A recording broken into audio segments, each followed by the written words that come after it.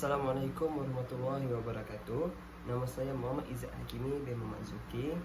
Nombor matrik saya 18 DEV 18 F1033. Saya mengambil diploma pengurusan acara. Pada hari ini saya akan membentangkan laporan akhir latihan industri. Jom kita pergi ke topik pertama, iaitu objektif latihan industri. Objektif latihan industri ada 4. Yang pertama, membina personaliti individu. Yang kedua, mendidik pelajar berkomunikasi dengan berkesan pelbagai peringkat. Yang ketiga, mengamalkan kerja berpasukan. Yang terakhir sekali, menggalakkan para pelajar mengamalkan etika dan peraturan kerja yang baik.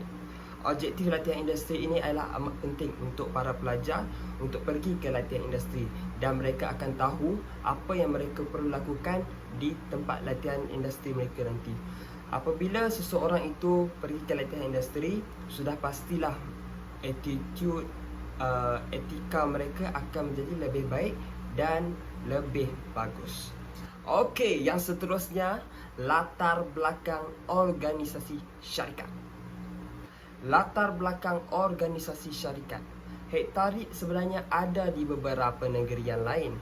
Contohnya kita ada di Subang Jaya, Melaka, Muar, Sungai Petani, Kudim dan Segamat. Di beberapa tempat ini, syarikat Hek Tarikh yang akan uruskan pusat membeli belah di sana.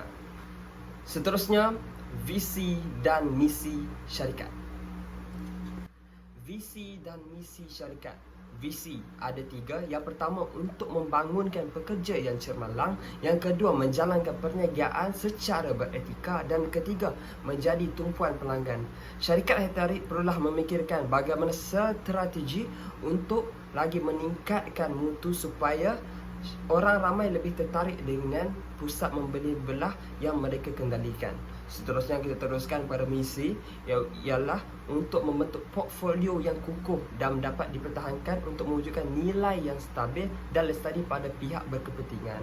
Harusnya syarikat ini lebih untuk menarik minat orang lain dan lebih yakin lagi untuk orang melabur di syarikat ini. Seterusnya, lokasi syarikat.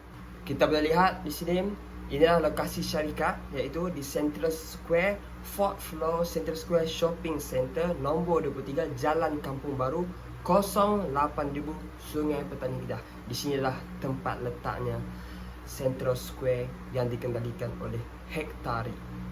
Seterusnya, ringkasan aktiviti latihan industri yang saya kendalikan selama saya berada di sana. Seterusnya, aktiviti yang sering saya lakukan. Yang pertama, membuat report harian di MM, iaitu pada setiap hari sebelum pukul 11, saya perlulah menghantar report, iaitu report yang memberitahu berapa jumlah pelanggan yang hadir ke pusat membeli belah kami. Contohnya, pada hari Jumaat, saya akan membuat report pada hari yang sebelumnya, iaitu hari Khamis. Berapa orang yang hadir pada hari Khamis, dan saya perlu hantar pada hari Jumaat itu sebelum pukul 11, dan saya akan hantar kepada supervisor saya. Okey, di sinilah kita boleh lihat pada setiap hari saya akan mengubah tarikh dan jumlah pelanggan yang hadir pada setiap hari. Selepas saya mengubah tarikh dan berapa jumlah yang hadir, seterusnya saya akan terus menghantar email kepada penyelia saya. Seterusnya, aktiviti yang sering saya lakukan, iaitu saya akan membuat video promosi. Yang pertama ini, ia lebih kepada mempromosikan syarikat kami, iaitu pada bulan Ramadan kami memberi hadiah dan cabutan bertuah kepada pelanggan yang bertuah. Jom kita lihat video. Pada Hari Raya Aidilfitri, Central Square pada hari ini akan mengirim 3 pengunjung kapak yang bertuah untuk menerima handphone Hari Raya. Jom kita ke kapak Central Square Sungai Petani di tingkat bawah. Selamat datang ke kapak Central Square Sungai Petani. Okey, jom kita ke pengunjung bertuah yang pertama.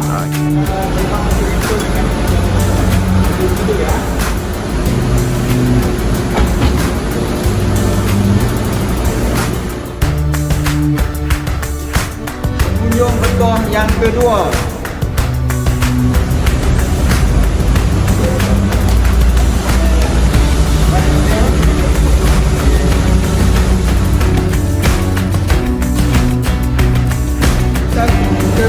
pengunjung ketiga yang bertuah.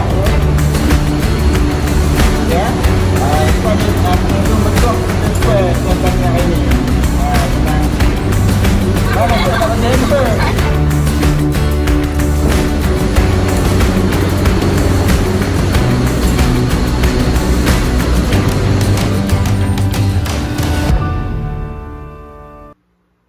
Dah tengok dah kan video yang tadi tu. So tadi video untuk pelanggan bertuah. So sekarang video untuk saya mempromosikan kedai-kedai yang sedang membuat promosi pada bulan Ramadan. Jom kita tengok video seterusnya.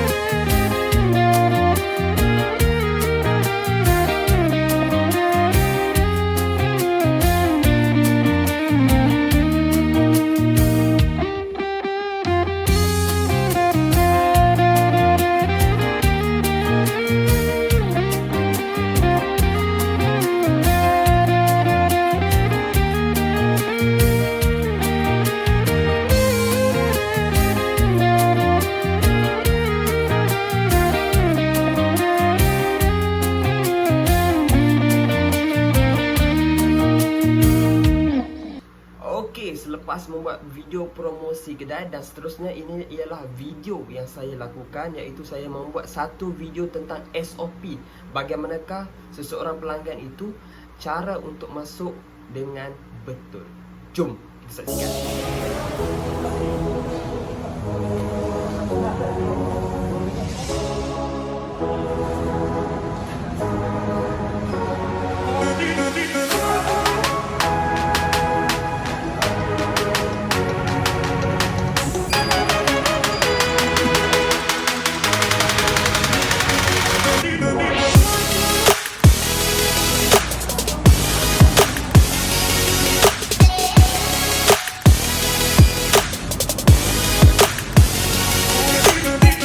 Seterusnya, aktiviti yang sering saya lakukan iaitu membuat memo kepada penyelenggaraan dan pengawal keselamatan. Memo ini saya akan menghantar pada sebelum pukul 6. Saya akan menghantar kepada pengawal keselamatan dan penyelenggaraan.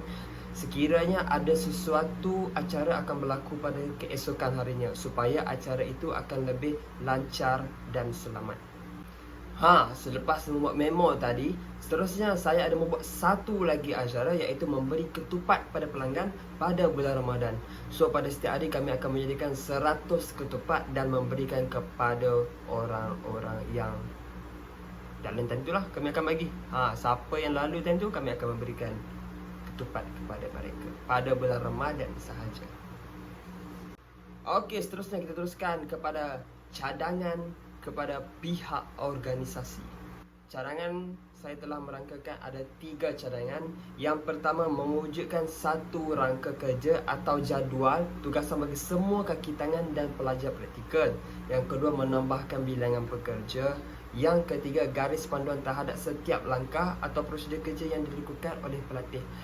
Kadang-kadang perkara ini amat penting untuk pelajar latihan industri supaya mereka lebih lancar untuk melakukan sesuatu perkara. Sekiranya ada langkah atau prosedur kerja yang mereka tahu, lebih mudah untuk mereka lakukan untuk membuat sesuatu kerja itu.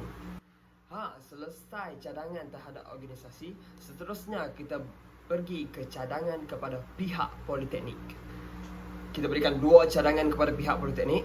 Yang pertama, diberikan sedikit penerangan atau gambaran tentang skop kerja. Yang kedua, memberi cadangan tempat latihan industri di laman web SPMP. Sekiranya ada tempat latihan industri di laman web SPMP, maka mudahlah untuk pelajar lebih tahu di mana tempat mereka untuk lakukan latihan industri. Saya cadangkan kepada pihak politeknik dan yang mengendalikan SPMP supaya mengambil berat tentang perkara ini. Yang terakhir sekali, saya akan membuat kesimpulan untuk laporan industri saya. Yang pertama, dapat menggunakan ilmu yang dipelajari untuk masa hadapan. Yang kedua, meningkatkan kemahiran diri. Saya merasakan banyak ilmu yang saya dapat selama saya menjalani latihan industri. Saya merasakan walaupun awal-awalnya agak mencabar, Alhamdulillah akhirnya saya dapat tempuhi dengan baik, dan Alhamdulillah saya bersyukur sangat. Terima kasih kepada semua pensyarah dan pihak politeknik dan pihak yang saya terlibat dengan pelatihan industri. Akhir kata, Assalamualaikum warahmatullahi wabarakatuh.